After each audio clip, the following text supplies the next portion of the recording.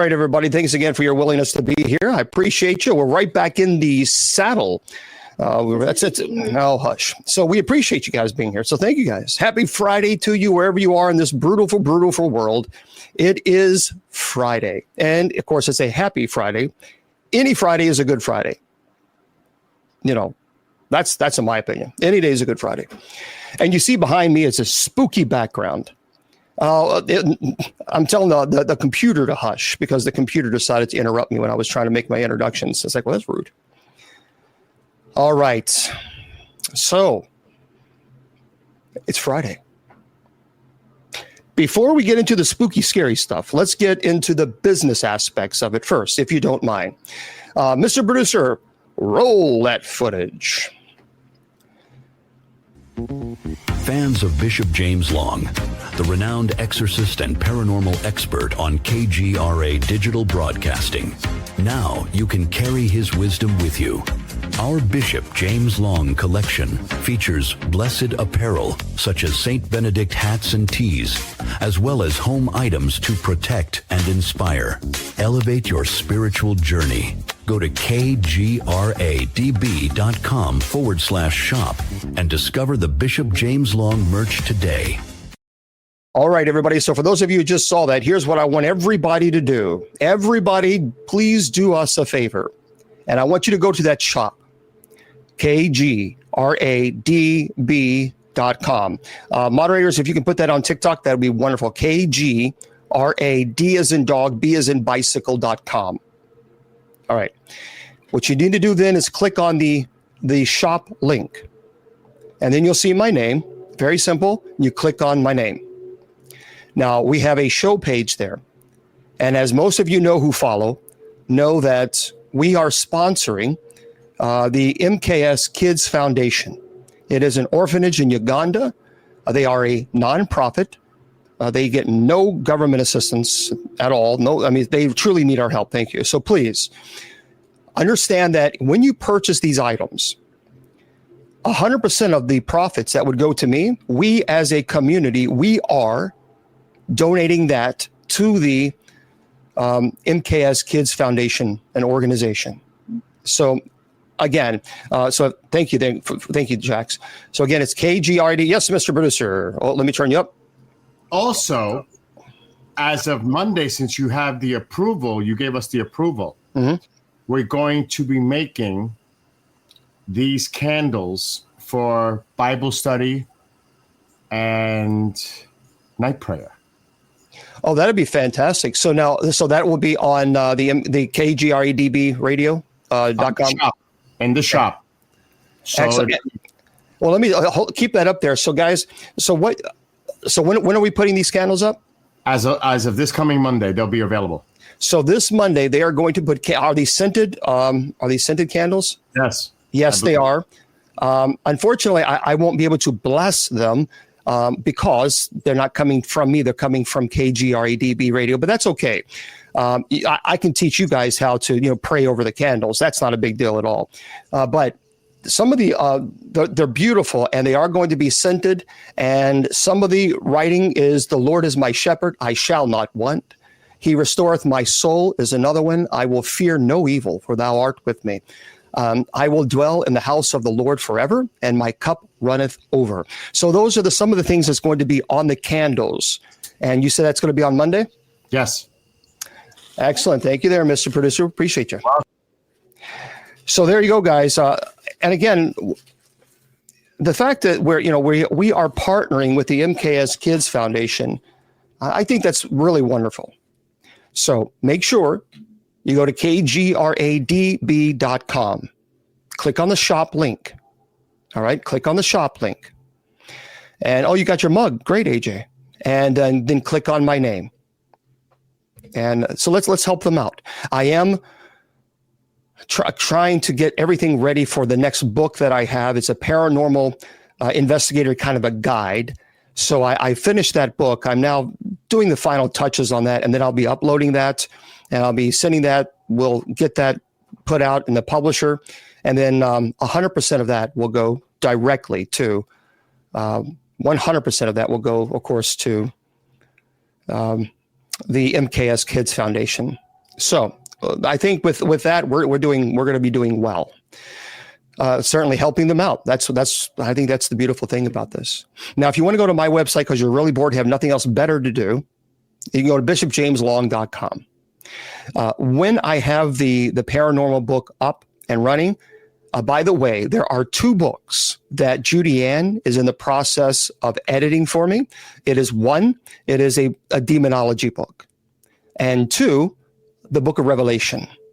And so those are completed. And so Judy Ann is going to be putting so she's a professional editor. That's what she does for a living. And so she's going to be editing that for us. And that's going to be really exciting. Once that gets all done, we'll set that out and it'll be on its way. There we go. Better, Starla, better. And also, if you want to go to the church's website, that's usocc.org. Okay, usocc.org. I want to remind everybody that tonight we will have, of course, night prayer, as we always do. It will be 10 p.m. Eastern Standard Time.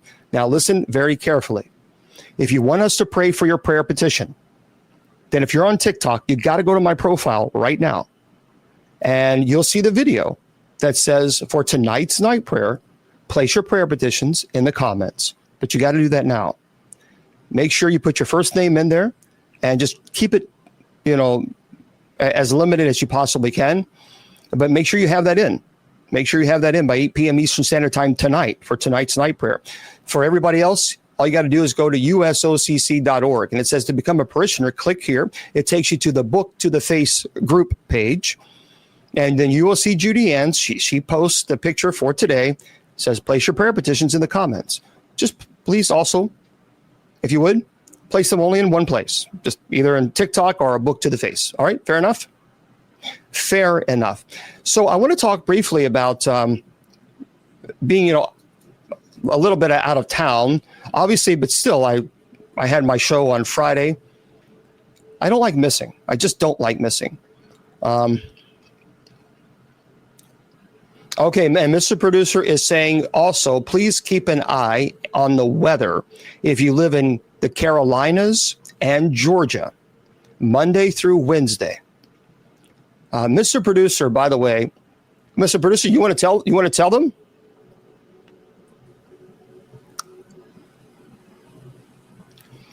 He's really good predicting the weather. Yeah, I've been studying weather since I was a child. It started on my dad's boat, of course. That's how I got into it. But I've been monitoring it. It's still, it's complicated, but the major models, the Euro and the American, is showing a system affecting. Right now, it looks like South Carolina, but the Carolinas and even Georgia need to pay attention to their weather Monday evening into Tuesday. They really should pay attention to their weather. It could be a Cat 1 hurricane. It could be a tropical storm. It may be nothing, but I'm just saying people should be aware that there is a possibility of a system affecting that area Monday, possibly Tuesday, and even into Wednesday if it stalls. All right. Well, there you go, guys. Thank you, Mr. Producer. We appreciate that. Thoughts and prayers go out to all those folks too. Yeah. So Monday through Wednesday, if you're in those areas, you need to keep an eye out because we're always trying to make sure everybody is fine. That's the most important thing. Okay, folks. So let's. Tonight is, of course, our paranormal Friday night. But yeah, make sure you keep an eye out Monday through Wednesday if you're in those areas. If you're living in the Carolinas and Georgia, Monday through Wednesday, keep an eye out for the weather. It's always important. And we appreciate Mr. Producer letting people know. It may not affect you, but it affects a lot of people who are living in those areas. Okay. So one last time, kgradb.com, KGRAD as in dog, B as in bicycle.com. Click on the shop link and click my name and purchase those products, guys. Just purchase them. Don't forget Monday, they'll have candles up there, really beautiful candles, and make sure you purchase them as well. 100% of the profit that goes to me, we're going to donate to the MKS Kids Foundation. All right. So again, kgradb.com. Click on shop and my name. All right. And don't forget tonight, 10 p.m. Eastern Standard Time, we have night prayer. And it will air right here on all the other social media platforms and on TikTok. All right. So I want to briefly talk about a little bit about my out of town adventure. And then we're going to get into some poltergeist cases that are really bone chilling that many people may have never heard of before. So when I made it known that I was going to be in California, because I was going to the Queen Mary, which is it's absolutely phenomenal. The Queen Mary ship is beautiful. Yes, Mr. Producer is live on TikTok. Mr. Producer, put your TikTok, Sky Bill Watcher, or I think that's what, or Bill Skywatcher. Mr. Producer, put your TikTok name in the comments. That way we can let everybody know he is on TikTok. Yep. So he does a lot of he has a nice setup that looks in the sky. There you go. Yep, Bill Skywatcher. There it is, everybody. Thank you there, Bill. Bill Skywatcher, if you're on TikTok. Yeah. So make sure you follow him. Yeah, follow him. Okay. So when I made the announcement that I was going to go to the Queen Mary and stay in the most haunted room, B340, and we were going to work on a documentary. We're working on that. Obviously, we'll be working on that soon. A team contacted me. First of all, the Queen Mary was phenomenal. Was just amazing.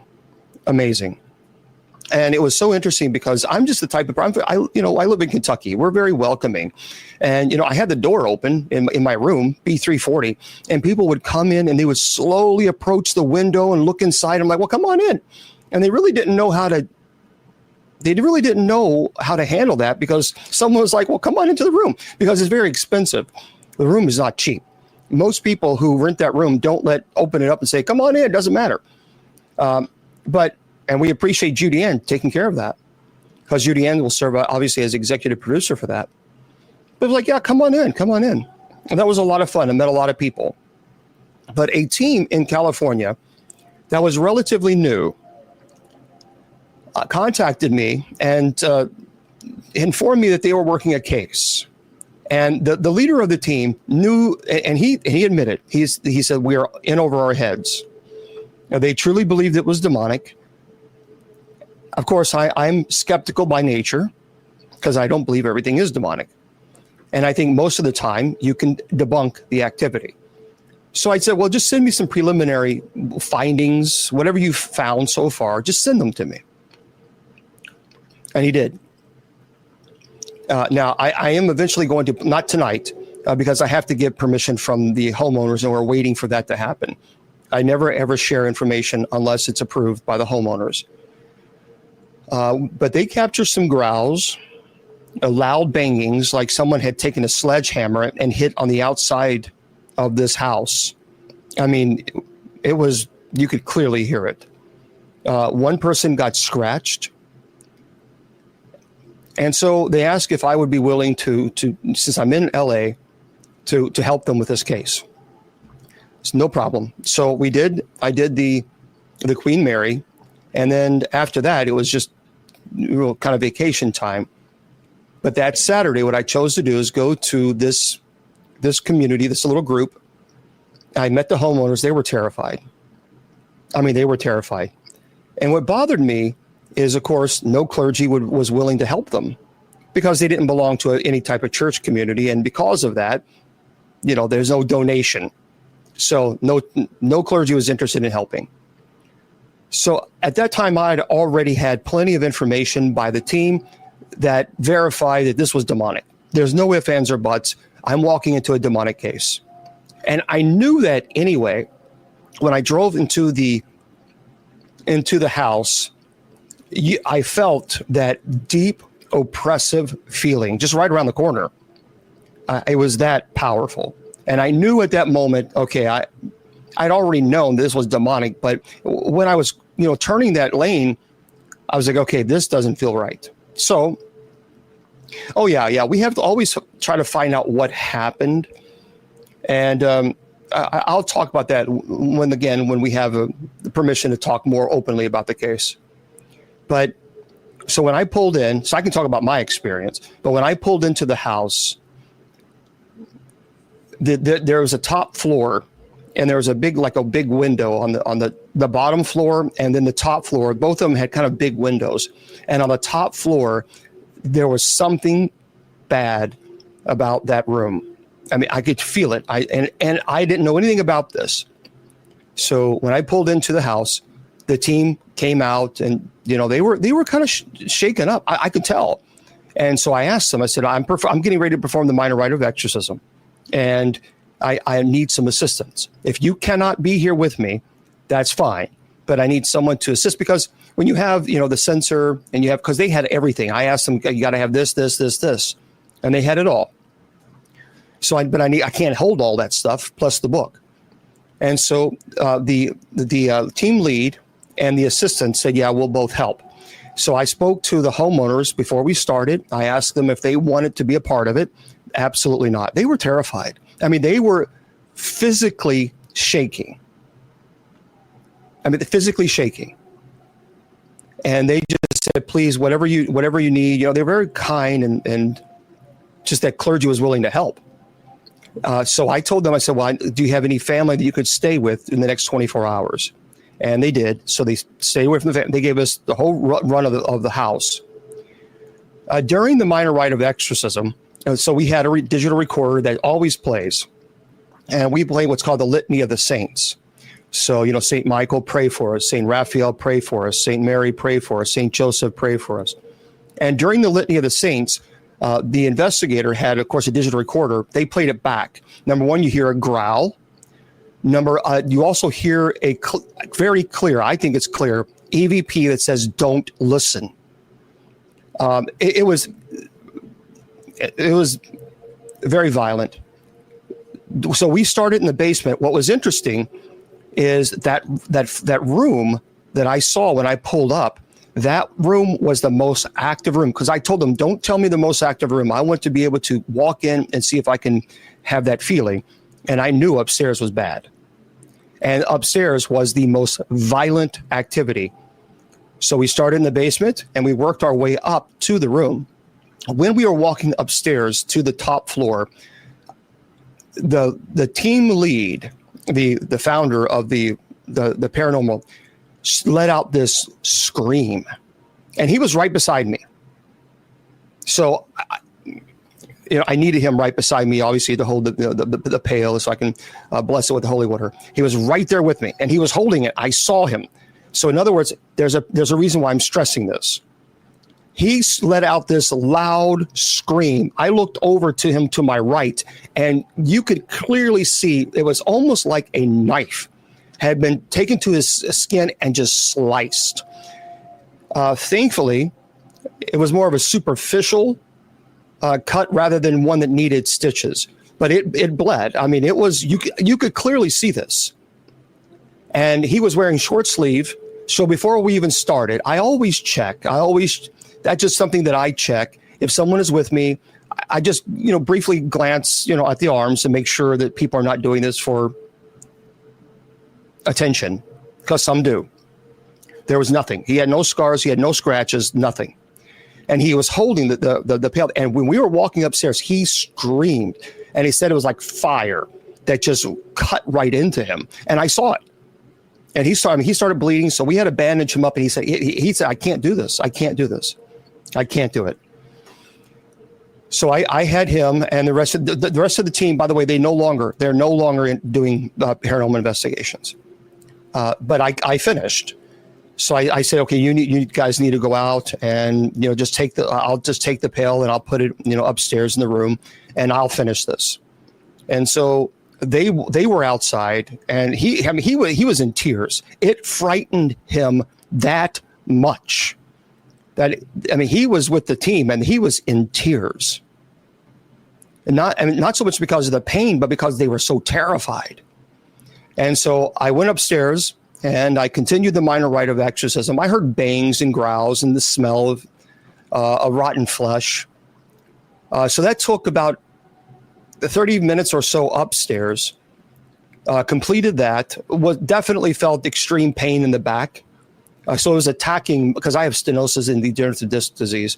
So it was causing spasms in my back and in my neck. So I knew then, okay, we're kind of moving forward here. But I continued. Now, thankfully, so I came outside and everything seemed to be settled. Everything seemed to be settled. And I told the team, I have to have Mass here. And you have to, you need to be in here with me to celebrate Mass. So they went in. I had Mass. They received the Blessed Sacrament with no issues. I blessed all of them. Obviously, have blessings. And the team, I spoke to the team the other day. And yesterday actually. So the homeowners are no longer experiencing any activity. They said it was very peaceful, very calm, which that's the point. But the team was so shaken by this that they are no longer paranormal investigating. They're selling all of their equipment. They want nothing to do with paranormal investigating out. This really affected them. I mean, this really affected them in a severe way. And he even told me he was always like the type of person that wanted to see, wanted to experience. I said, this is not something you do because you want to experience it. This is something you do because you sacrifice for it. You sacrifice in this ministry to perform these rites, to help families. And you need to understand that when you get involved in these cases, there are consequences. And this is not entertainment hour. You can't turn off the television. So you when you're watching a movie, you're like, okay, this is scary. I'm going to, flip the channel. So you can't flip the channel here. And you're in the presence. You have to finish the rite. So why would I be afraid? No. I don't fear demons. I am concerned for this team. He was really shaken. I mean, he had, I think that he was more of a skeptic, and I understand that, and that's fine. There's nothing wrong. I'm a skeptic. But when he experienced that cut, and he was bleeding, you could see he was bleeding pretty good. I think that obviously shook him out of this desire to want to do these cases.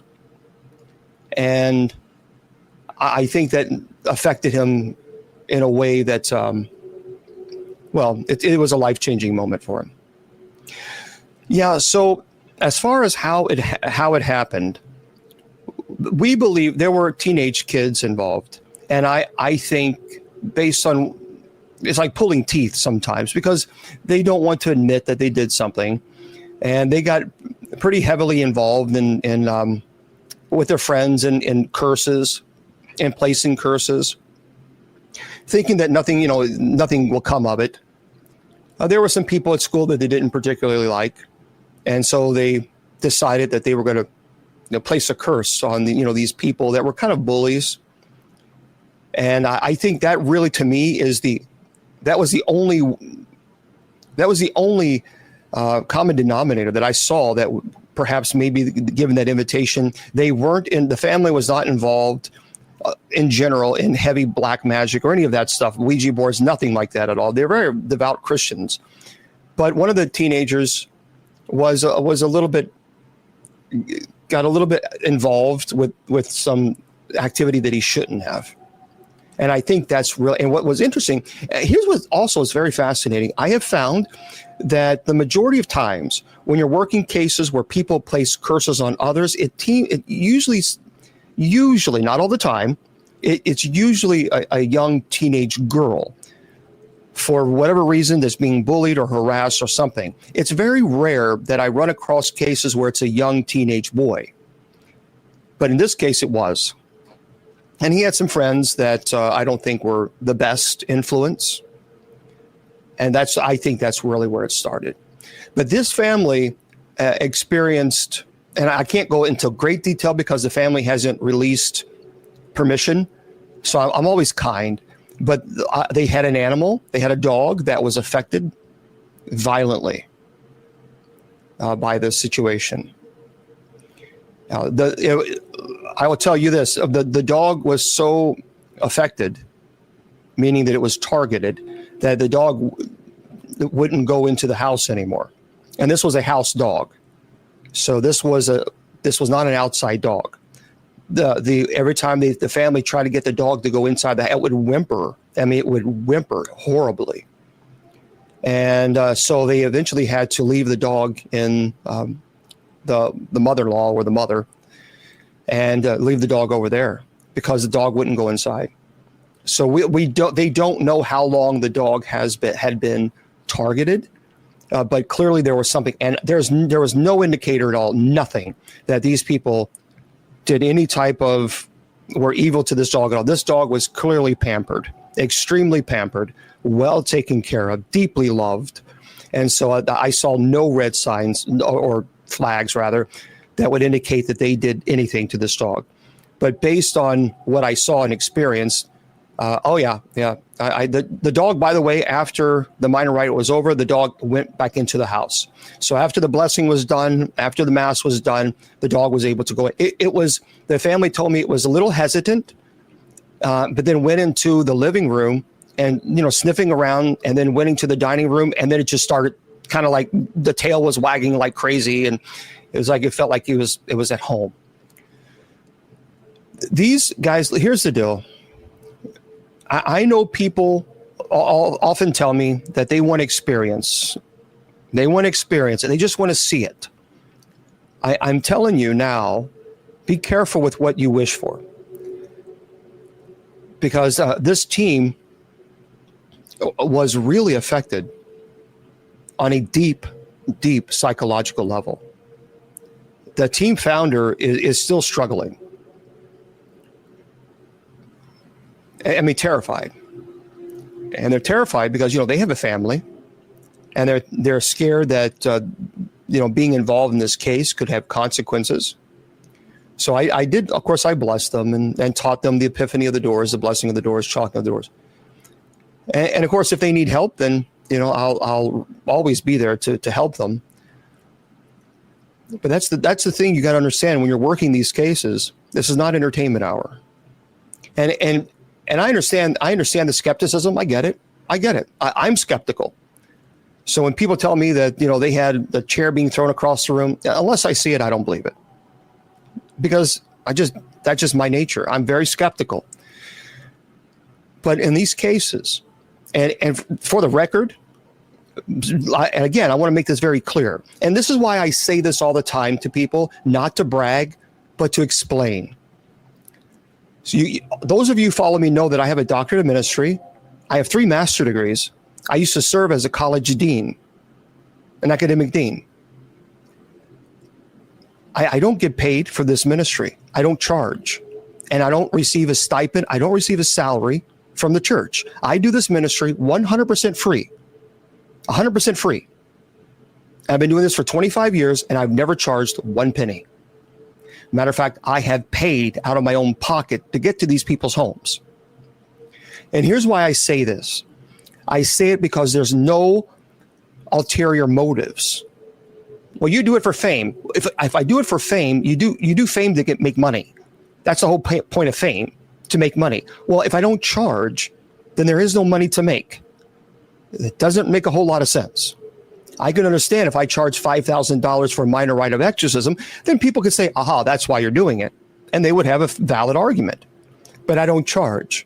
So fame doesn't mean anything to me. It's irrelevant, because regardless if people know who Bishop James Long is or not, I still would do this ministry, irregardless.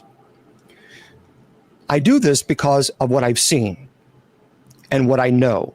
So I tell you that with a person with a master's, with a doctorate and 3 master's degrees from accredited regional academic institutions, if I didn't know that possession exists, I would do something else with my time. I certainly wouldn't go in debt helping people for free. So all the skeptics out there saying, oh, Bishop Long, you do it for fame. Again, you do fame to make money. If I don't charge, there's no money to make. And the money that I'm making, we're donating to the MKS Kids Foundation, which is an orphanage in Uganda. So you don't make money by giving it away. Just a little bit of a clue. Possession exists, whether people like it or not. Demonic infestation exists. whether people like it or not. And I tell people, that I don't receive a salary. I don't receive a stipend. I receive no compensation from the church whatsoever. And I only tell you this because I promise you, if I had one doubt in my mind that possession didn't exist or demons don't exist, if I had one doubt, I would not go in debt going to people's homes. And I certainly wouldn't spend as much time as I do in this ministry. And I'm not asking, and I appreciate the accolade. I'm not looking for accolades, but what I'm explaining, there are no other ulterior motives other than for me to help people. That's it. So when you work a case that is demonic, understand there are serious consequences. And sometimes the consequences can be unbelievably challenging, not only on a physical level. Well, yeah, and again, it's just common sense. There's nothing that I benefit. I don't benefit financial in any way, shape, form, or fashion to help people for free. I go in debt. But I do this because I know what I've seen. And I can't deny it. And there's a lot of people out there that's trying to teach you and tell you that demons don't exist. They're incorrect. They're incorrect. I am sorry. I'm not trying to be rude. They are wrong. Because demons most certainly exist. Violent activity exists. People are terrified.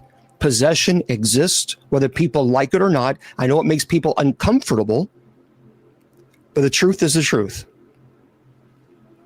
And so I want to talk about a couple of cases, poltergeist cases. So sit back,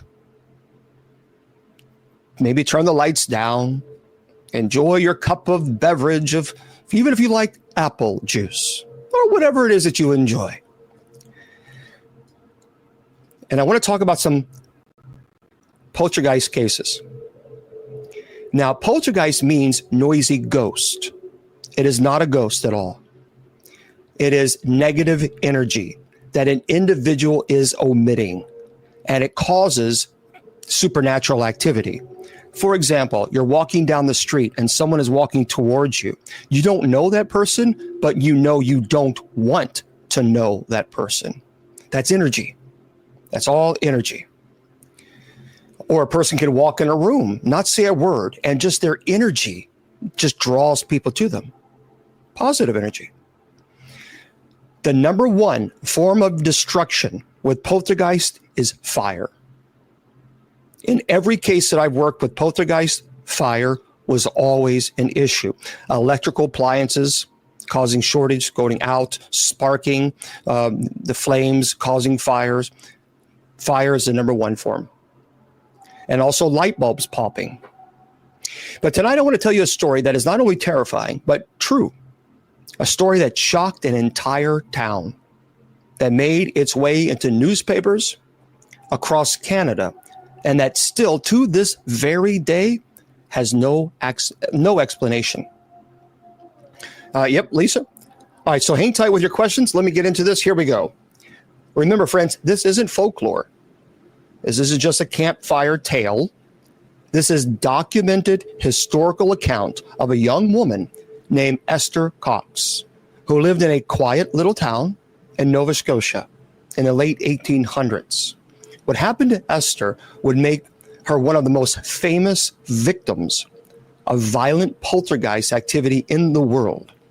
Her ordeal would last for years. She would be tormented, terrorized, and used as a plaything by something unseen. In my opinion, I think this started out as poltergeist, but I think it also turned into demonic. Understand this. When you're dealing with demonic activity does not need poltergeist activity to manifest.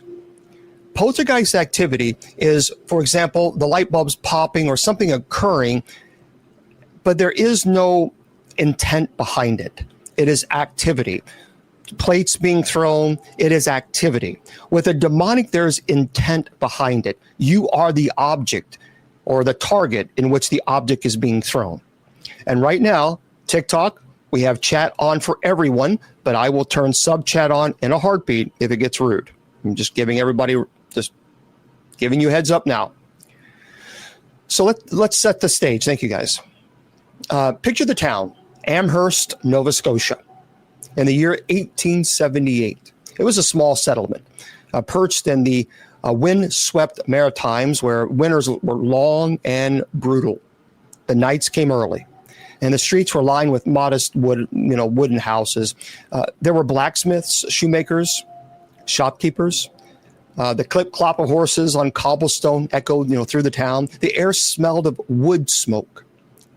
It was a God-fearing place. Like most small towns of the time, people believed in hard work, in family, in the church. Thank you. But behind closed doors, people also whispered about things not spoken of on Sundays. Ghost stories, the devil, strange happenings that could not be explained. And remember, this was the height of the spiritualist movement across North America and Europe. Seances were being held in candlelit parlors. Mediums claimed they could, speak with the dead, which I believe in psychic mediums. Newspapers carried stories of haunted houses, rapping spirits, possessions. So when strange things began to happen in Amherst, people were ready to believe, and they were ready to be terrified. At the heart of this story is a young woman. Her name was Esther Cox, and she was just 18 years old. Shy, quiet, pale-skinned, with brown hair, the kind of face that disappeared in the crowd. She lived with her married sister, Olive, and Olive's husband, Daniel, and Daniel Teed. The Teeds kept a crowded household. Esther's siblings lived there too, along with 2 children, making 7 or 8 people in a modest wooden home on Princess Street. It was noisy, full of life. Esther shared a bed with her sister Jenny, crammed into a small room upstairs, and life was simple. They worked hard, went to church, and did their best just to get by. But that summer of 1878, something happened to Esther that cracked her world open like a broken glass. So Esther began spending time with a shoemaker named Bob McNeil. Thank you. At first, she thought he was a suitor, someone who might eventually become her husband. But one night, McNeil lured her away under false pretenses. And when she resisted his advances, he pulled out a weapon. And he pressed the barrel onto her head and threatened to unalive her. By some miracle, she escaped, physically unharmed. But the terror of that night left scars. People described her afterwards as changed, nervous, pale, eyes haunted. And she carried that fear with her back into the Teed household. She tried to go on with her life, but very soon, her nights were filled with something worse than nightmares. So one August evening, Esther and her sister Jenny went to bed as usual. The lamps were blown out. The house fell quiet. The stillness of the maritime night settled in. Sometime in the dark hours, Esther stirred. She thought she felt something shifting beneath her mattress. At first, she thought it was a mouse, but then the bed itself began to tremble. She sat up, her breath caught in her throat. The bed shuddered again, harder this time, as though like a giant invisible hand pressed down on it. Yep. And from the shadows came a sound. Scratch, scratch, scratch. It was coming from the wall. Or was it the floor? It was underneath the bed. And Jenny sat bolt upright, clutching Esther's arm, and both sisters were frozen, eyes wide in the dark. They both heard it. And then with a loud crack, like a sound, like a wood splitting under an axe, the bed frame broke in two beneath them. They screamed, and the family rushed in, carrying lamps, searching the room. There was no intruder, no signs of anything at all, just a broken bed, splintered, as though from some impossible pressure. The sisters swore they hadn't touched it, and they swore that it felt as if something inside the bed was alive. And that, my friends, was just the beginning. So the next night, Esther climbed nervously into a different bed. She prayed that whatever had happened before was just her imagination. But as the lamps were blown out, the noises returned. This time, 3 knocks, 3 sharp raps from the wall beside her. She called for Jenny, who'd just begun to drift to sleep, her sister, and Jenny listened wide-eyed, and then they both heard it again. Knock, knock, knock. Deliberate. So the girls screamed. Once again, the family ran into the room. But when the lamps were lit, there was nothing. Only Esther's pale face and her sister and the sound of her heart pounding in the silence. Well, thank you guys for the gifts. The family tried to comfort her, and they told her she was nervous, that her imagination was running away with her after the terrible encounter with McNeil. But deep down, they knew something was wrong. Because when the lamps went out again, knock, knock, knock, the sounds came back. And guys, I'll get your questions after the presentations, okay? And soon it wasn't just Esther and Jenny hearing the strange noises. Daniel Teed himself, the head of the household, sat up one night determined to prove there was nothing unusual going on. He stayed awake as the girls went to bed. At first, the house was quiet. Suddenly, the headboard began to rattle as though invisible hands were shaking it, and he heard the knock, knock, knock. And the sound boomed from the walls aloud, and Daniel leapt to his feet, and his face went pale, and he admitted later it was no trick. Thank you. Something was in that room. It was not of this world. So neighbors were invited in, and they heard the rapping, and they saw the bed covers whip off Esther's body. They saw pillows thrown across the room by unseen hands. And every single time Esther tried to sleep, the disturbances grew worse. This is why I'm thinking in this case, we're going into demonic oppression. Demonic oppression will attack your intellect and will. So it begins to attack your sleep pattern. You become sleep deprived. It's trying to break down your will, make you at an incredible weakened state. So one night, as Jenny and Esther huddled together under their quilts, the bedclothes suddenly flew from the bed. Not slipped, not slid. They were ripped off and hurled into the corner of the room. The sisters obviously screamed, clutching each other as the blankets, were thrown onto the floor. And Jenny scrambled to gather them back, throwing them over her sister. But the moment she did, the unseen force ripped them away again. Neighbors who had come to watch shouted in shock. Some rushed forward trying to hold the bed down. It was no use. Something invisible and powerful was playing with them like toys. So by now, the Teed household was in chaos. They prayed, they wept, they begged Esther to tell them what she felt, what she saw. But Esther herself was too terrified to explain. She only knew this: whatever haunted their home had chosen her as a victim. She was the target. And it was only getting started. So the disturbances inside the Teed household didn't fade. They grew. And each night seemed to bring something worse than before. So at first it had only been sounds, knocking, scratching, rattling, the covers being thrown. But now it was Esther herself who began to suffer. So just imagine though, sitting at home in the dim lamp light, your family gathered close, all of you watching the young girl that you love, and suddenly before your very eyes, her skin begins to change. That's what the Teed family said. So they said Esther would grow feverish, her face flushed, bright red, her body would swell until her skin looked tight and burning. She gasped for breath, clawing at her throat at times, eyes bulging in terror, and then just as suddenly her body would collapse back to normal. So on one night, her entire body convulsed, jerking so violently, the bed rattled across the floor. Her cries echoed through the house, and then, with a sound like a loud bang, something boomed in the room. Everyone swore they heard it. The sound came from nowhere, yet it was so loud, neighbors rushed over there, convinced that a weapon had gone off inside the Teed home. And when they came in, they found Esther weeping, trembling, her family surrounding her. And from that moment on, everyone in Amherst knew something was happening in that house. So word then began to spread quickly. And hello, everybody. Welcome. I appreciate you all being here. We're talking about a really terrible poltergeist case that is based on a true story.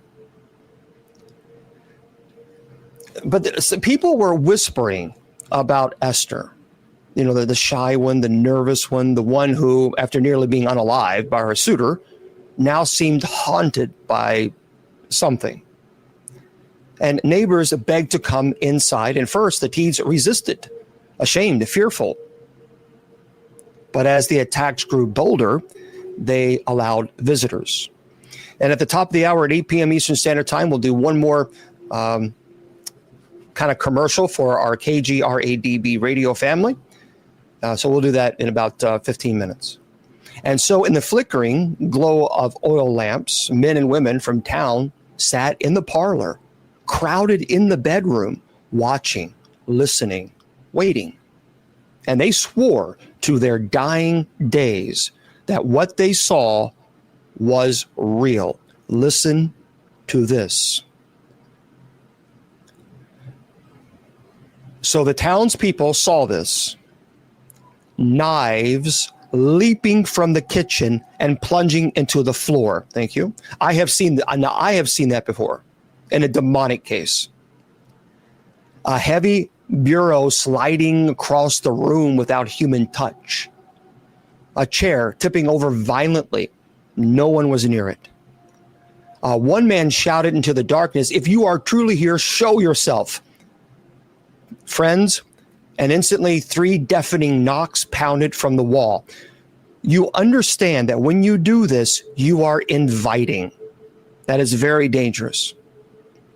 The room erupted. Some people fled in terror. Others prayed out loud, clutching their Bibles.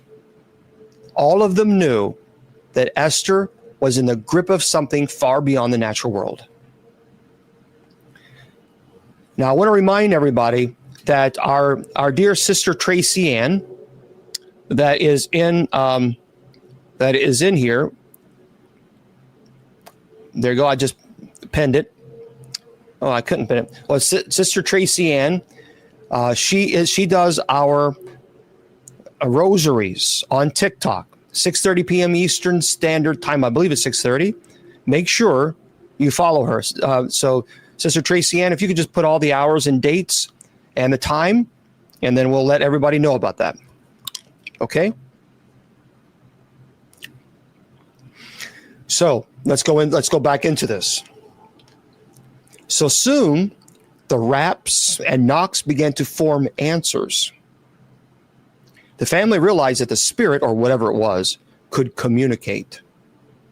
1 knock for yes, 2 knocks for no. So they asked, "Are you the devil?" 1 knock. Yes. And they asked, "Do you intend to unalive Esther?" 1 rap. Yes. So the neighbors stared in horror, and Esther wept uncontrollably, obviously. Okay. There we go. For those of you, so Sister Tracy Ann has our rosary Monday through Thursday, 6:30 p.m. Eastern Standard Time, and Friday, 6 p.m. Eastern on TikTok. Make sure you guys follow. I just pinned it on TikTok. Sister Tracy Ann. And Sister Tracy Ann, please put your TikTok name, your username also. That way I'll let everybody know. So from that night on, they all believe Esther was living under a horrible death sentence delivered not by man, but by some unholy thing. And then came the fire. So one evening, Esther was sitting quietly in a chair, and Jenny was nearby. Okay, everybody, it's SR period Tracy Ann, TraciAnn .osb. Tracy Ann, if you can put that in the chat on Book to the Face, please. Okay. So one evening, Esther was sitting quietly in a chair, and Jenny, her sister, was nearby. Suddenly, a bundle of cloth at Esther's feet burned into flames. The family saw it. They screamed, rushing to stamp it out. Esther leapt back, sobbing. Obviously she hadn't touched it. And on another night, her bedding smoldered, caught fire just inches from her body. Yet Esther herself remained unburned. And it happened again and again. Tiny flames erupting out of nowhere, places where no lamp oil or candle had spilled. And the neighbors said there was no natural explanation. Some believed that the devil was trying to unalive her. Others said that she herself was cursed, carrying the fire inside her. There you go. For those of you on all the other social media platforms, please follow our sister Tracy Ann for our rosary. I'm very devoted to the Blessed Mother. And so that's there for you guys. So make sure you take advantage of that. Thank you very much. So there you go. You guys see it now right there on all the social media platforms. So the family began to fear that one night the entire house would go up in flames. And the invisible force grew crueler. Scratches appeared across Esther's skin. Long, angry welts that appeared before witnesses. She cried out in pain, swearing that she had not cut herself. And once letters appeared carved into her flesh, deep enough to bleed. The crowd saw this. Some fainted. Others insisted it was proof Esther belonged to the devil. And during her convulsions, her body would rise from the bed as though lifted by unseen hands. She would scream in voices that were not her own, a guttural, male, harsh. Witnesses claimed to hear whispers at her bedside, a deep voice that hissed, Esther, you are mine. The family tried to drown it out with prayer. They read scripture over her tears streaming down their faces, and the whispers came again. So the church in Amherst, the word spread like wildfire. The ministers of the local church could not ignore it. Some came to the house to see for themselves. A Baptist minister sat with Esther one evening, Bible in hand. At first, the room was quiet. Then the knocks began. And he demanded in the name of Christ that the spirit leave. The response, a long, violent pounding that shook the walls. The minister left, pale and shaken. Wouldn't go back. Another clergyman declared it was Esther's own fault, that her sin, her flirtations with men, had invited Satan into her life. And so people in town began to whisper that Esther was possessed. But others, including men of the cloth, admitted openly that they had no explanation for what they saw. Yeah, I know. So by now, Esther was despised as much as she was pitied. Some neighbors wanted nothing to do with her, fearing she carried a contagion of evil. And children crossed the street when she walked by. Merchants refused to even serve her. At night, she sat awake, afraid to close her eyes. The knocks, the scratches never stopped. Fires threatened to ignite beneath her. Thank you. She lived in constant dread. Her body bruised, burned, marked by something that no doctor could cure or explain.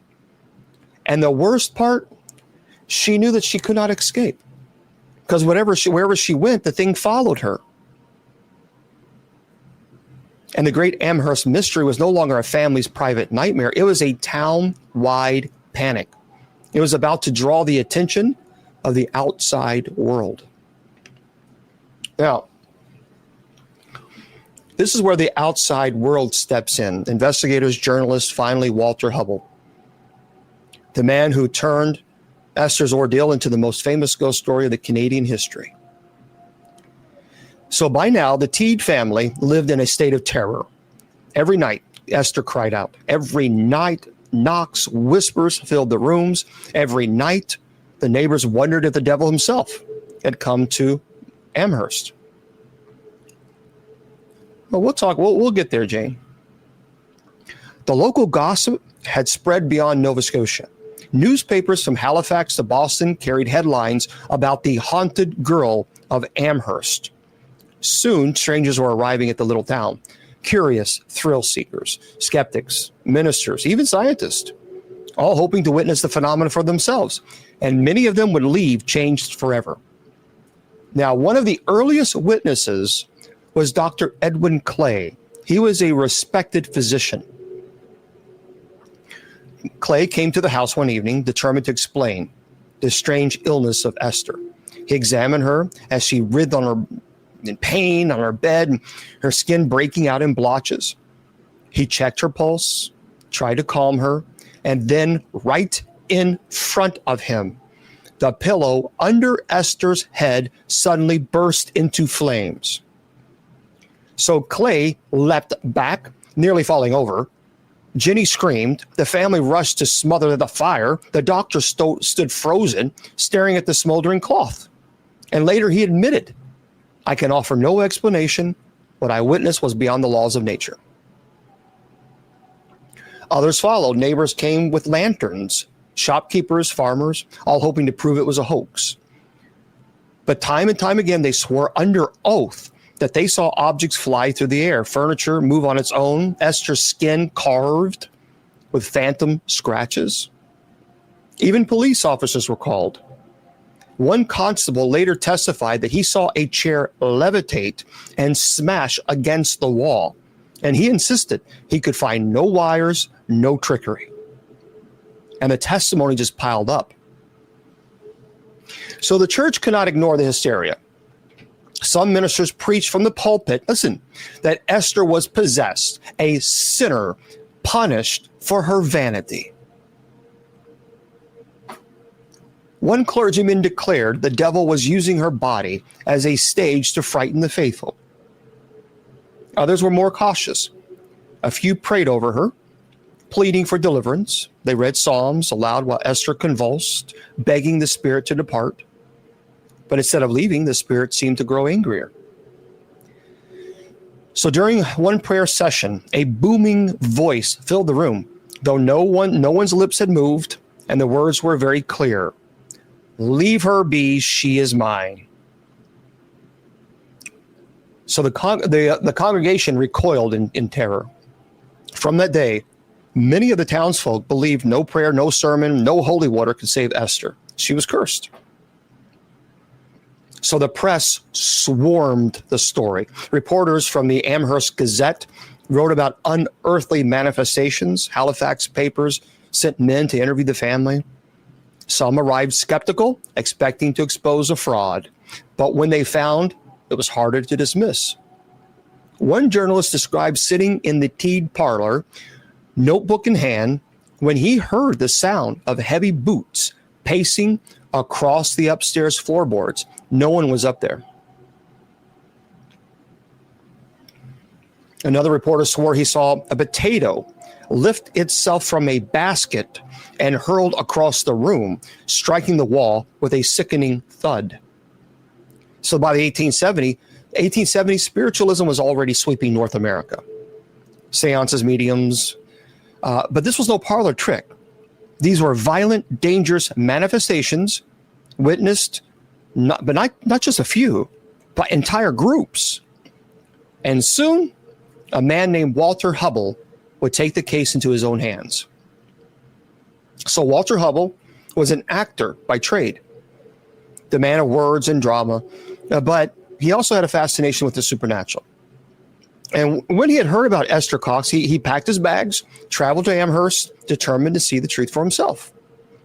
So Hubble lived with the Teets for several weeks in the summer of 1879. He claimed he witnessed the full horror firsthand. In his later book, by the way, you can read the book. It's available. It's called The Great Amherst Mystery. It's a very good book. Amherst, The Great Amherst Mystery Hubble described nights of absolute terror. And I'll tell you what he said in just a second. So for those of you who just, we always kind of stop at the top of the hour because there's a lot of people who are just tuning in. So welcome, everybody. I appreciate you being here. I'm Bishop James Long. We're talking about a poltergeist case that clearly turned demonic. And we're going to be going back into the conversation in just one moment. But first, I need everyone, if you would do me a favor and go to the sponsor's website, kgradb.com. Again, kgrad, D as in dog, B as in bicycle.com. And make sure you go to the website, click on the shop link. When you do that, click on my name. And it takes you to all of the shop on that page. Please purchase the items. 100% of the profit that I would make from KGRADB radio from selling these, we are donating that to the MKS Kids Foundation. They're an orphanage in Uganda that we are partnering with to help them out. And they're doing beautiful work. They are nonprofit. They're self-funded. So if you would, please go to KGRAD as in dog, B as in bicycle.com. Click on the shop link. And then my name, Bishop James Long. All right? And purchase those products, and that will be wonderful. We would appreciate that very, very much. So let's get back to the story. So he wrote a book called The Great Amherst Mystery. And Hubble described nights of absolute terror. He saw Esther's bedclothes ripped away from unseen hands. He heard voices whisper Esther's name in the darkness. He watched as nails were driven into wooden planks by no human hand. Again, the book is called The Great Amherst Mystery. So last name is Hubble. And on one occasion, Hubble said a table levitated into the air and turned over, crashing onto its side. Another night, a carving knife flew across the kitchen and stuck quivering into the wall. And he insisted Esther herself was terrified, not the instigator. And like others before him, Hubble heard the spirit's voice. It cursed him by name, warning him to leave the house or suffer. So by the time Hubble arrived, Esther's body was a canvas of torment. Scratches appeared daily. Bruises blossomed across her arms and legs. And once in full view of witnesses, a long gash opened across her arm, blood swelling up as if cut by invisible claws. Another time, she screamed in agony as her body swelled so violently that her skin looked close to bursting, then just suddenly deflated. Doctors were baffled. Some suggested hysteria. Others whispered about possession. Everyone agreed Esther was suffering. So Hubble began inviting outsiders to witness the events, hoping to document as much as possible. At times, dozens of townsfolk crammed into the Teed home, waiting breathlessly, for the spirit to act. And act it did. One night, while more than 20 people crowded into Esther's bedroom, a heavy trunk at the foot of the bed slid violently across the floor. Gasps filled the air. Before anyone could react, the trunk lifted and smashed against the wall. Another evening, witnesses watched as the spirit's message scratched itself into the plaster. Words appeared before their eyes, etched into the wall by something unseen. The message read, "Esther Cox, you are doomed." So the spirit's obsession with fire grew worse. So Hubble described a terrifying night when a curtain in the parlor suddenly ignited. The flames climbed fast, but were snuffed out before they spread, thankfully. Another night, Esther's dress began to smolder while she sat at the dinner table. She screamed as the family tore the garment from her body. The townsfolk began to murmur that Esther was a fire demon, cursed to bring flames wherever she went, blaming her. Farmers even barred her from their barns, terrified she would, set the hay alight just by standing near it. Esther could not escape her reputation. She was feared. She was shunned. And yet, Even though she was shunned, people still could not look away because they wanted to be entertained. So the knocks became clearer. The voice grew stronger. It told Esther again and again that her days were numbered. At one point, the voice boomed out in front of half a dozen witnesses, and they claimed they heard, "Esther, you will die on this very night." So the family huddled around her, trembling, certain that they would watch her perish. Esther sobbed, clutching her sister's hand, waiting for death to strike. But when dawn came, she still lived. Exhausted, pale, shaken, but alive. The spirit had lied. Perhaps it was saving her for her later. This, my friends, is what you'd call demonic oppression and demonic obsession. This is why when you're talking about possession, the person has gone through so much trauma, not only physical trauma, but psychological trauma. It is breaking. This is what breaking your intellect and will means. It is breaking you down to the point where you can't fight anymore. So by now, Esther was more than a victim. She was a spectacle, a mystery. The baffled scientists, terrified ministers, enthralled the press. Thank you. And of course, the people loved it because they were being entertained. Let's pull out the popcorn. But the story was far from over, because what came next would drive Esther into even darker places.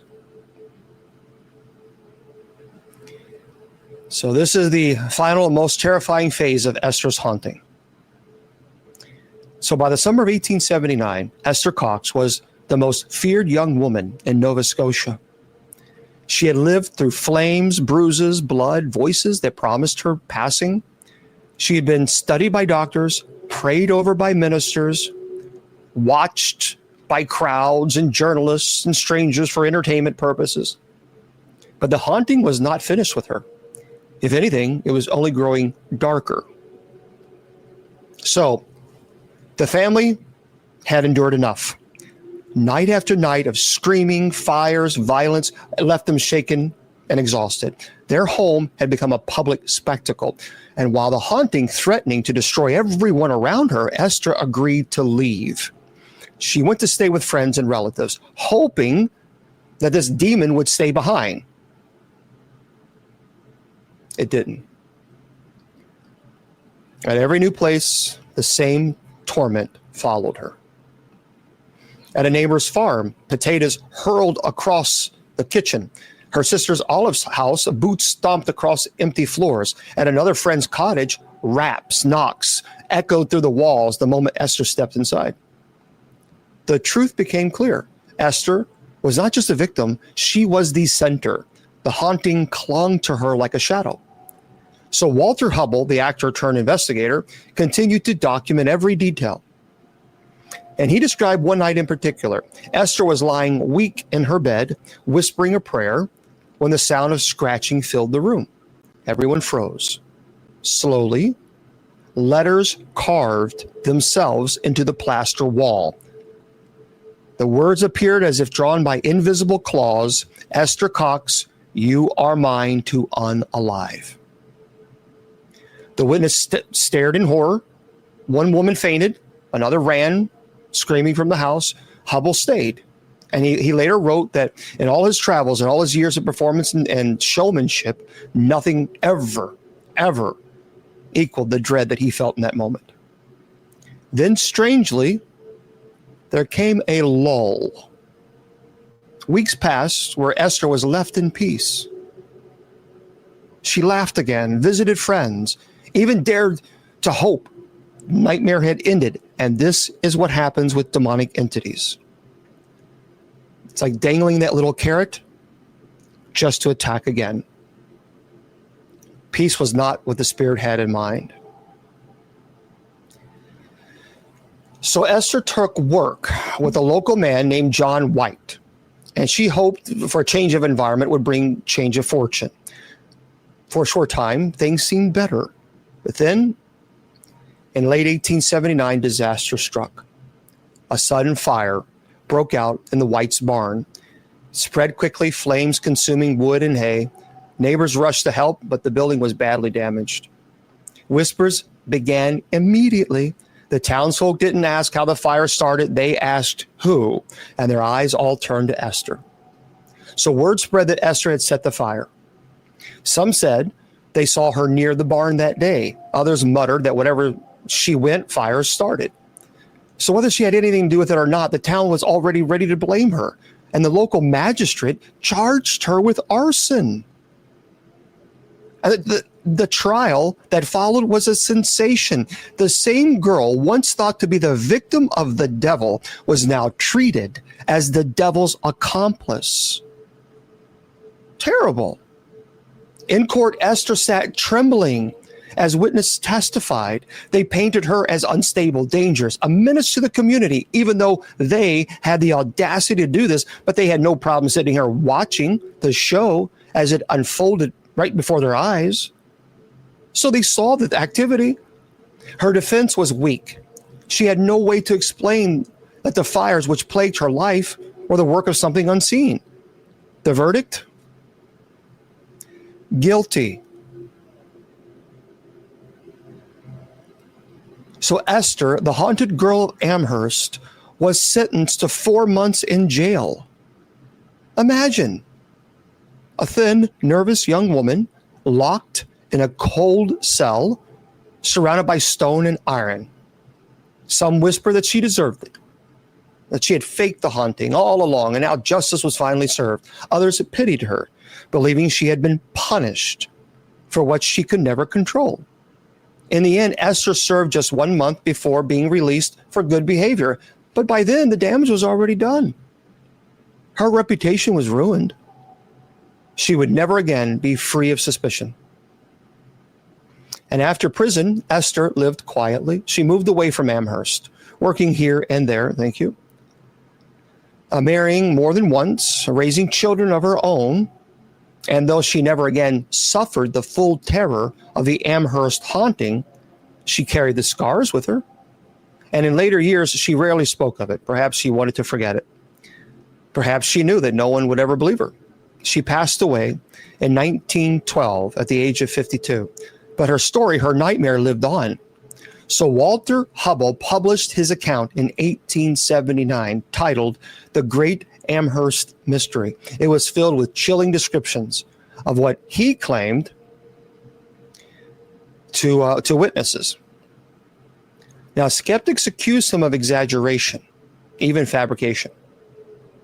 But the fact remains, dozens of people, from doctors to constables to ministers, swore under oath that they too had seen the phenomena.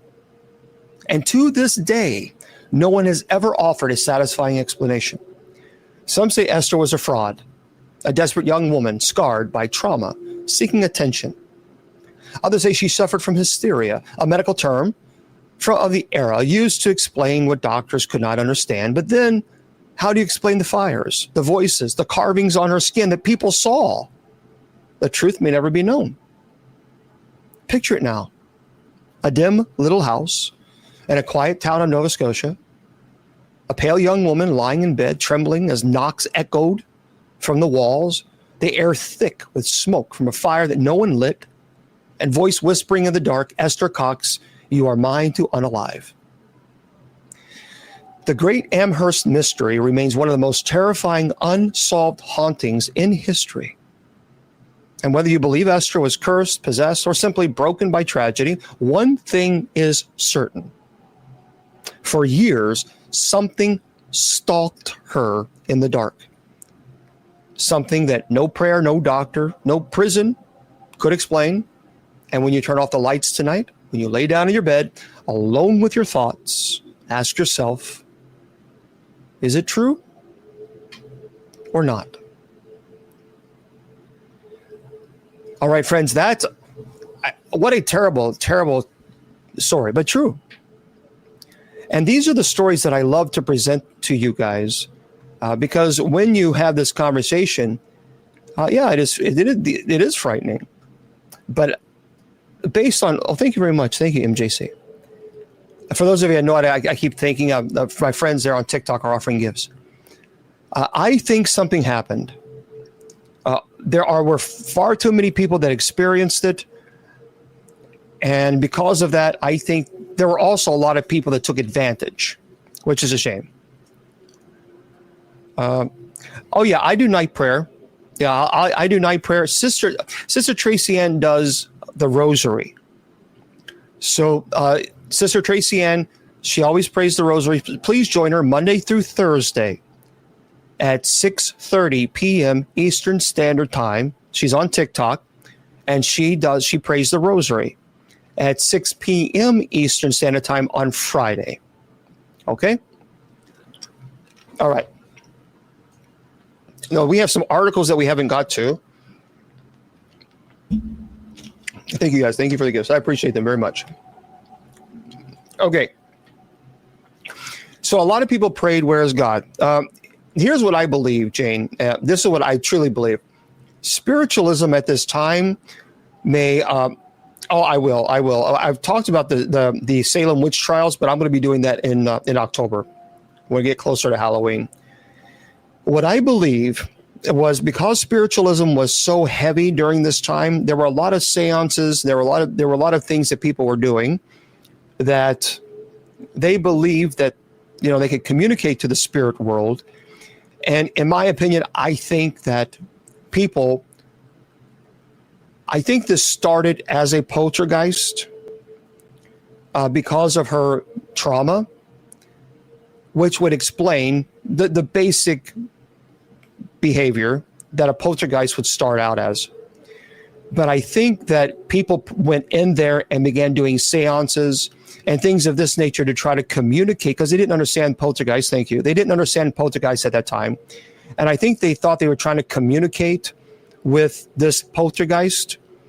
And by having seances, conducting seances, I think people, spiritualists, brought in a demonic presence that attached itself to that negative energy. And I think that's what caused the demonic oppression. I do believe, based on what I read the book, based on what I have read and investigated, I've known about this case for quite some time. I do believe that she was under demonic oppression. But I think it also started as poltergeist. Remember, poltergeist means a noisy ghost. So thank you, Debbie. But it's not a ghost at all. Thank you, Michelle. It's not a ghost at all. It's a negative energy that someone is omitting. They've gone through extreme emotional trauma, and that energy is present. But there is not intelligent. There is no intellect behind the activity. So in my opinion, I think it started as a poltergeist. And I think because the spiritualism was so rampant at that time, people did some things they shouldn't have done, which caused it to, go really down the rabbit hole. So that's what I think. Eventually there was other activity, but it wasn't. Thank you very much, Debbie. After she went to prison, they had other activity, but really we don't know a whole lot afterwards. Hubble writes a little bit about that, but I encourage you to read the book.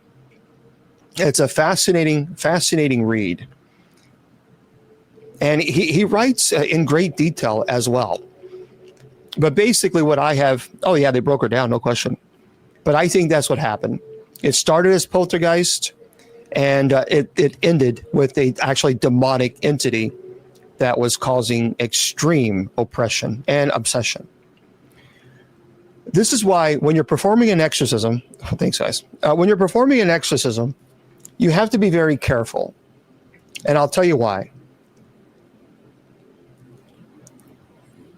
The person who is possessed has gone through extreme trauma, both emotional, psychological, spiritual. And when you're talking demonic obsession and oppression, the body is at an incredibly weakened state. And so the vulnerability, obviously the fear, is the body expiring.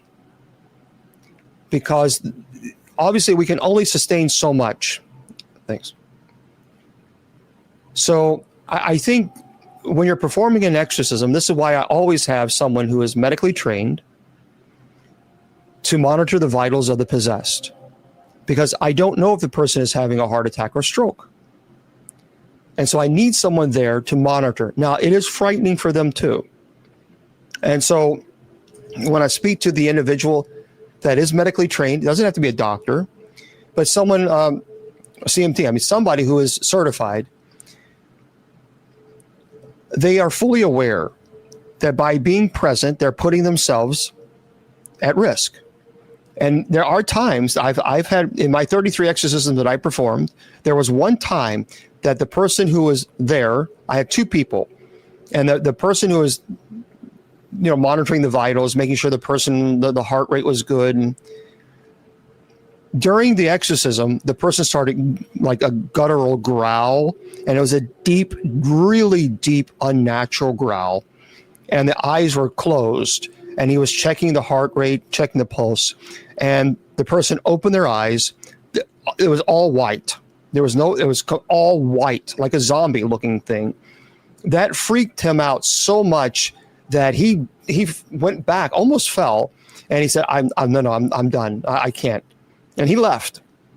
So those things can occur, but these are all parlor tricks to try to frighten you, to terrify you. Obviously, he's not prepared. He wasn't prepared. I told him, the eyes could go black. You could smell sulfur. There could be a rotten odor. There could be a temperature change. There could be growls. You could hear bangs. You're going to have these activities. And so when you do, you need to be kind of prepared for them.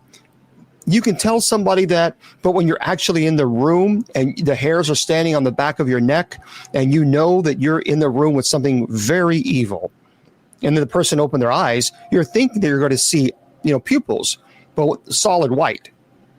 Well, that really, he was not in. That was it. And I was lucky that I had two people that were certified. They were medically certified to check the vitals. And so the other person was a little bit more brave, but I get it. It's a frightening situation. Yeah. Is there a prayer? There is a prayer for like curses. You can do a memorized prayer, but you can I believe this. I'm a firm believer in St. Michael. So, the St. Michael prayer. The St. Michael is a shorter form. There's a longer form and a shorter form prayer. Okay, MJC, I'll answer that in just 1 second. So the St. Michael prayer, the shorter form, St. Michael, the archangel, defend us in battle, be our protection against the malice and snares of the devil. May God rebuke him, we humbly pray, and do thou, O Prince of the heavenly host, by the power of God, cast into hell Satan and all evil spirits who wander through the earth seeking the ruin of souls. So you can pray that prayer. There's a longer form, but the shorter form is just fine. The demonic possesses the body, not the soul. So if a person expires under the stage of possession, which could occur, Annalise McKell, Emily Rose, she passed away because she was 68 pounds when she passed away. And she was an adult. But the demons possess the body, not the soul. Okay? So how do I prepare and protect myself? Oh, Lisa, there's usually a 2-week preparation of fasting and prayer. I do the daily office anyway. And the daily office, I pray 5 times a day. There's a wonderful app, by the way. For those of you who don't know, it's called the Divine Office. Let me show you. I'll show this for you. And I pray this 5 times a day. I'm also many people don't know, I'm a Benedictine monk. So I've taken vows as a Benedictine monk. And so I pray the office. Now, there's more than just 5 times, but I minimum, I do 5 times. This is the app. It's fantastic. It's called the Divine Office. Okay. That's what it looks like. This is a beautiful, beautiful app, and I'll tell you why.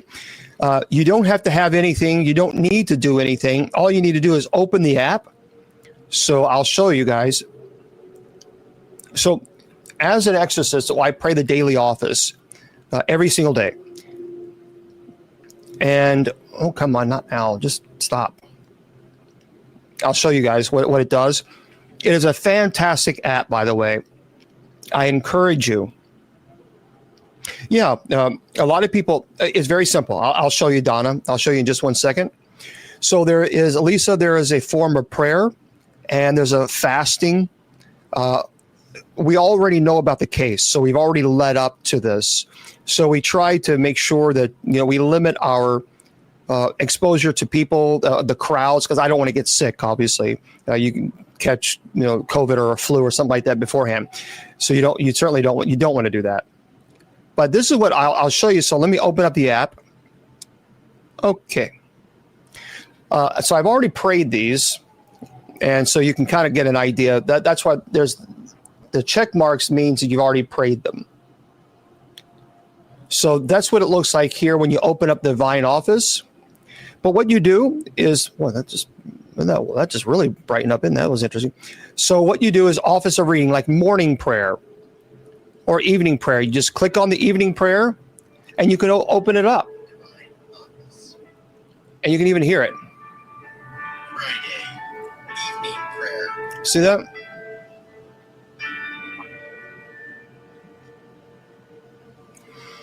So you follow along. You don't need anything.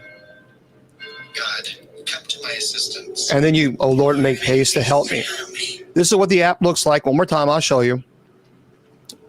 There it is. It says Divine Office. I know it's backwards. Tree. Divine Office.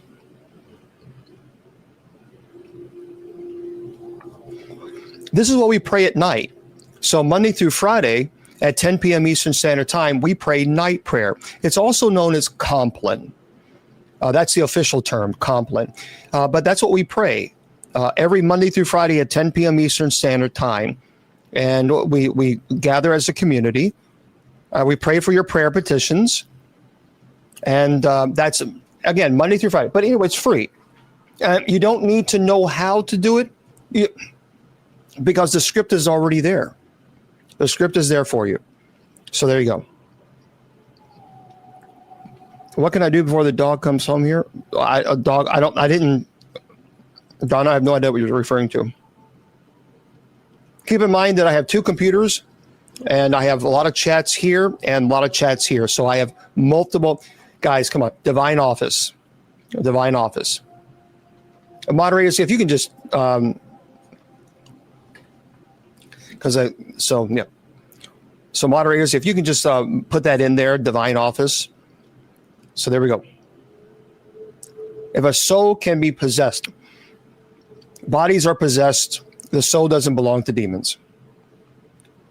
Now, do I believe that you can reject heaven? Yes, I do. I absolutely do. I do not believe that heaven is forced upon anyone. We know that free will exists in heaven.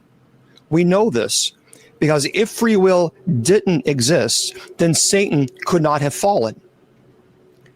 And Satan was in heaven when he fell. So therefore, we know that free will exists. I think heaven is presented. I do not think that heaven is forced upon anyone. That would be completely contrary to the whole point of free will. No. Again, I'm going to say this clear. Demons do not possess the soul. Demons possess the body. And here's why. Number one, the body, this is very important to understand why possession exists. Remember, Paul talks about that we are the living temple of the Holy Spirit. So therefore, if we are the living temple of the third person of the Trinity, then demons want to possess the body, to desecrate the living temple of the Holy Spirit. We are children of God. So to desecrate the body is to also desecrate the imago of Yahweh, the image of God. And that is their point, to desecrate the image of God, to desecrate the living temple of the Holy Spirit. There are people that will try to convince you to pray for demons, to try that they are able to change demons' perspective. That is incorrect. That is theologically absolutely erroneous. Demons don't want your prayers. And remember, if you think for some reason that you're going to pray over a demon and a demon is going to say, well, now that was a good point, I think I'll go ahead and follow God. Now, they were in the presence of God and they still freely chose to reject him. So the idea that you think that you're going to somehow say words that's going to change their mind is absurd just on face value. So, okay. All right. Yeah, sure. No problem there. Lisa, yeah, I would encourage you to download the app. It's a great, again, you just follow the script. You don't have to, and just, it plays and you don't have to do anything. It also plays reflection songs. And there we go. Some people think that, they're going to change the idea or change the perspective of a demon. And somehow they're going to convince the demon to turn back to God. That doesn't happen. So that's it. That is just completely incorrect, and it's just not worth. It's just not. No. All right. By the way, if you guys want also to listen to the music that I have that I own, you're certainly more than welcome to do so.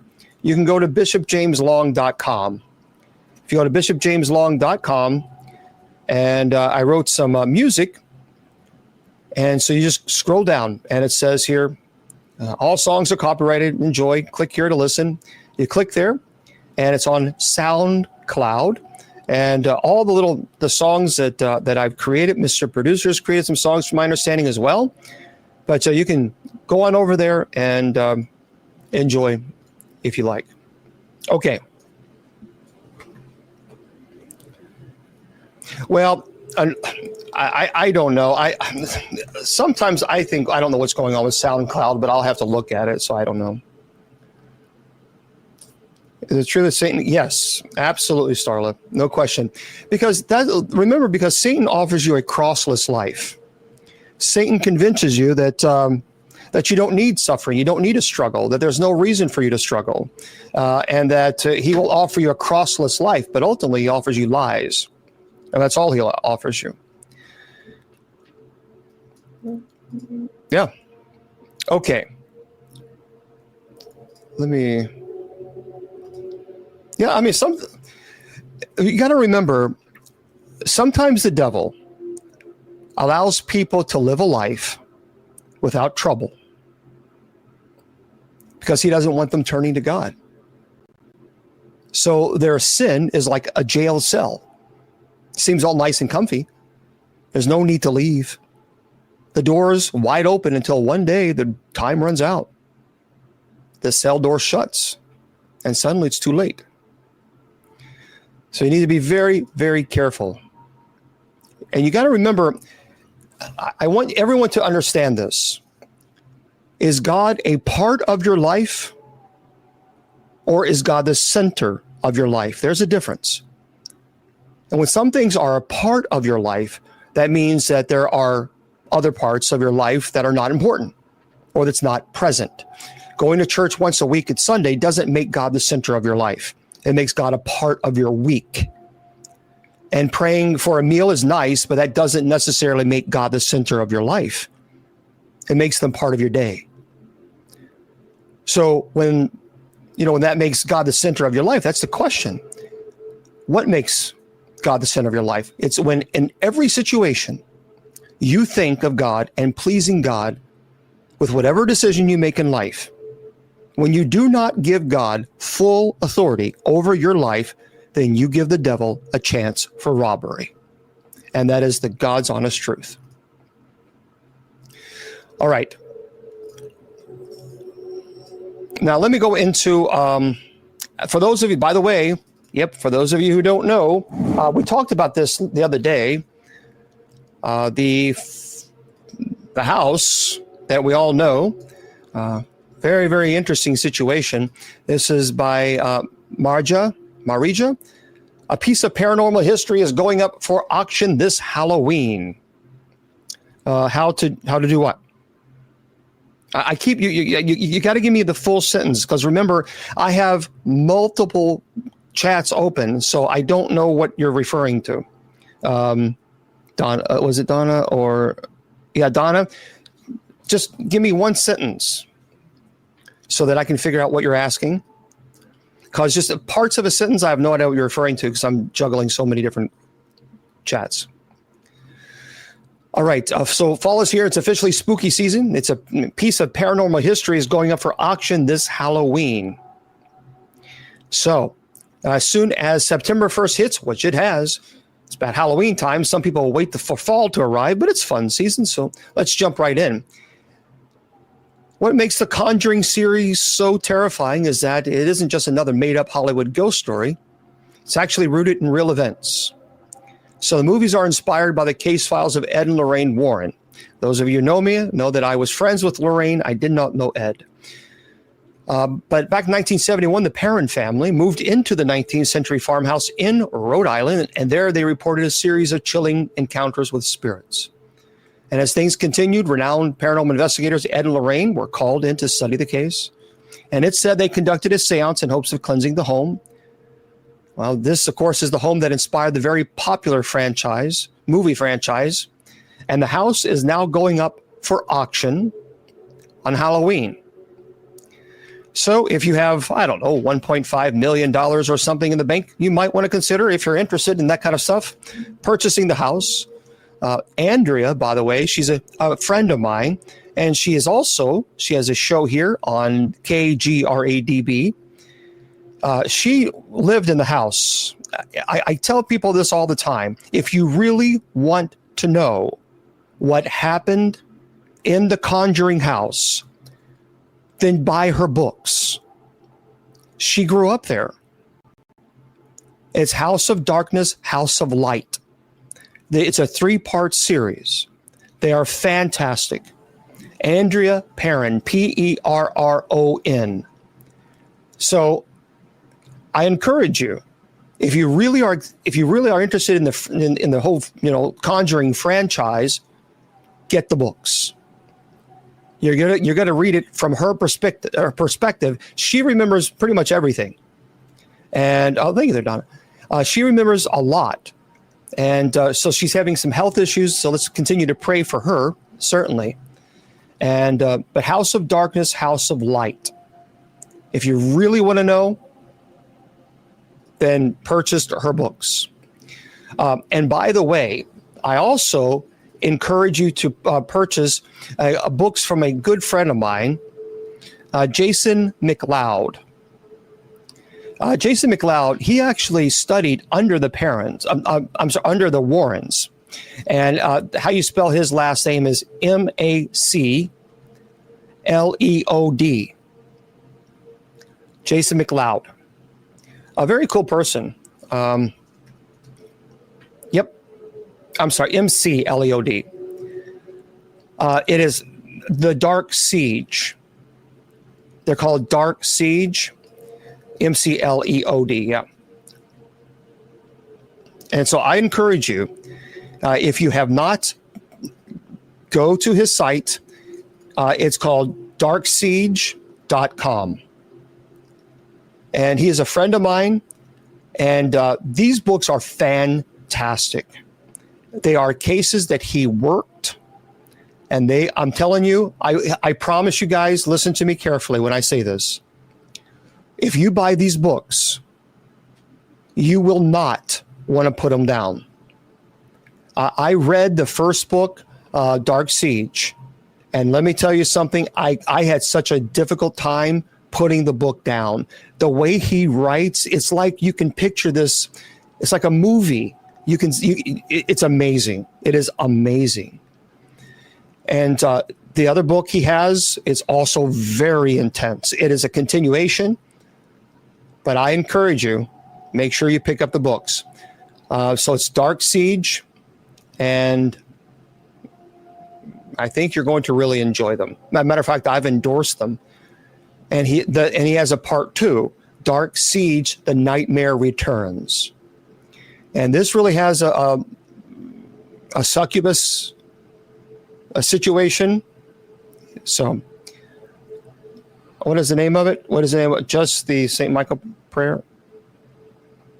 No. Yeah, I used to have I'm going to have to put like a book list together again. But Dark Siege, DarkSiege.com. Get the books. Get them. I promise you, you will not regret it. He is such a brilliant writer. And I encourage, if you guys know, I wish a movie producer would contact him. They need to, because this case needs to be in the movies. It is just that brilliantly written. Thank you, Billy. So, okay. Right. And the books are more accurate. Right. Okay. For those of you who like space, very quickly, I want to talk. I have a good friend of mine who is an astronaut. I went to high school with him, and it's pretty neat. He was always one of those really smart guys. But this is by T.K. Randall, Artemis 2, a manned lunar mission. This is exciting. A manned lunar mission is set to launch in February of 2026. So a crew of 4 astronauts will embark on a 10-day trip around the moon at the beginning of next year. It's finally happening. More than 50 years after the last human set foot on the lunar surface, NASA's Artemis program is finally about to send astronauts back to the moon. Now, while Artemis 2 won't actually land on the surface, that's going to be the next mission after this one, the flight will see a crew of 4 astronauts spend over a week in space to test out all the new technology. Says, we together have a front row seat to history, said NASA's acting deputy associate. And the launch window could open as early as the 5th of February, but we want to emphasize that safety is our top priority. The astronauts going on the mission will be NASA's Reed Wiseman, Victor Glover, Christina Koch, as well as Jeremy Hansen, the Canadian Space Agency. And they will be the first humans to venture beyond near-Earth orbit since 1972. They're going to go at least 5,000 nautical miles past the moon, which is much higher than previous missions have gone. So this is pretty cool. And so if Artemis 2 is successful, that will pave the way for Artemis 3, the actual manned moon landing, which should take place sometime before the end of the decade. But nonetheless, there you go. For those of you who are big into space, it looks like a lot of people ask, why we haven't gone back to the moon. Well, to be honest with you, NASA and the government, we know the argument is we landed, it's very costly, and they wanted to focus a lot of their budget on the space shuttle. The space shuttle was very expensive. So you got to remember, after when the rockets, during that time, the 60s and early 70s, it was time to retire the rockets that they were using and to start investing heavily into the space shuttle program. The space shuttle program was unbelievably costly, very expensive, but they had to do this because you have also the International Space Station. So that was the goal, was to then begin this International Space Station to have more satellites in space, and that became the primary goal. Going to the moon kind of lost its luster because the argument is we beat the Russians there.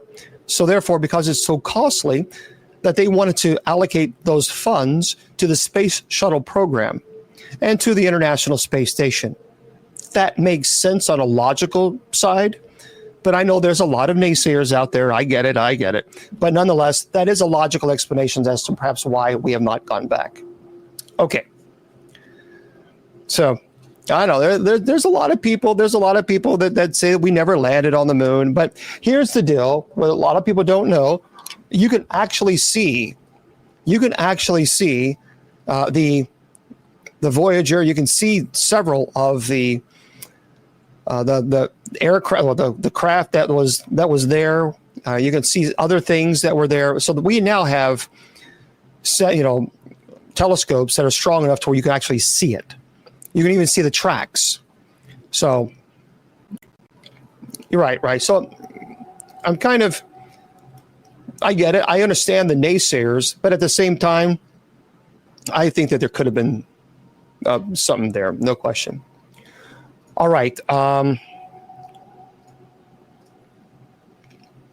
Yeah, I don't want to do this.